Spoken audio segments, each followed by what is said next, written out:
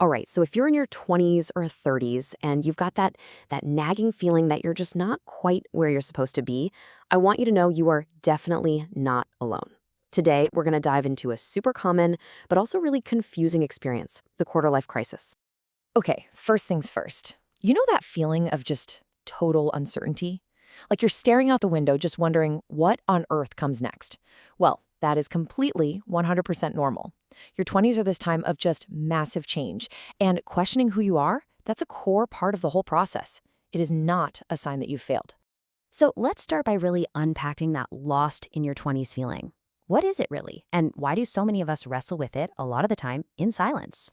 Well, our source material actually gives it a name. The quarter life crisis is defined as this period of intense uncertainty and just profound doubt.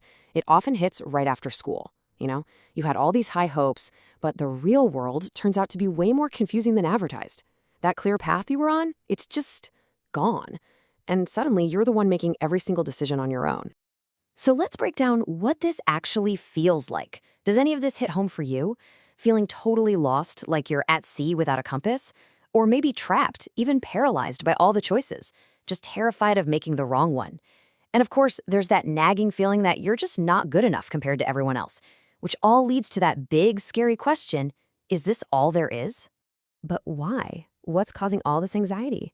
Well, the source points to some very, very modern pressures that create something it calls an identity trap. And this trap, it helps explain why even when you succeed, you can still feel so empty.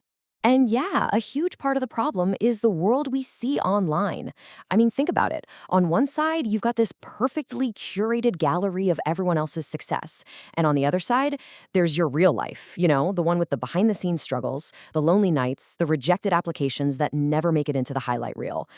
That constant comparison, it creates a standard of perfection that is literally impossible to meet. And this leads to another really crucial point from the source.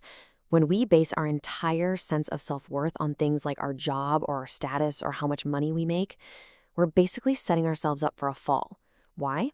Well, because all of those things are temporary and unstable. A job can be lost. A relationship can end. The source uses this really powerful metaphor. It's like you spend all this energy climbing a ladder only to get to the top and realize it's been leaning against the wrong wall the whole time. And that really gets to the heart of it. The crucial point is right here. According to the source, the reason all those achievements can feel so empty is because we're looking for fulfillment in the wrong place. We're actually designed to find our worth in who we are, not just in what we do. Okay, so if our value isn't in what we do, then where is it? That question right there brings us to the core proposal in our source material. It's all about a fundamental shift, moving away from a fragile, performance-based identity to something much more stable, something unshakable. The world is constantly asking us one question. What have you achieved, right? You hear it at parties, at family gatherings. It's even rattling around in our own heads.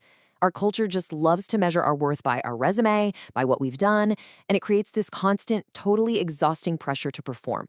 But the source comes in with a completely different question, a counter question that shifts the entire foundation of our identity. Instead of asking what you've achieved, it asks, do you know that you are loved?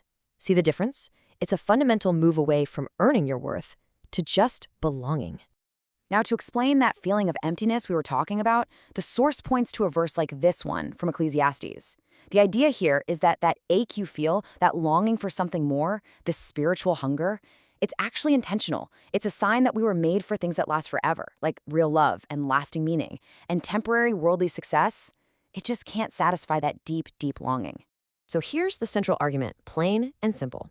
The source proposes that real, lasting peace comes from finding an identity that can't be taken away from you.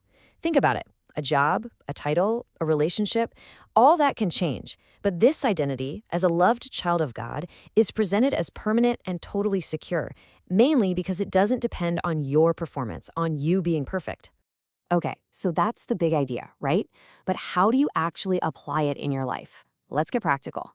This final section outlines some really actionable steps that the source suggests for moving out of that state of crisis and into one of real transformation and peace.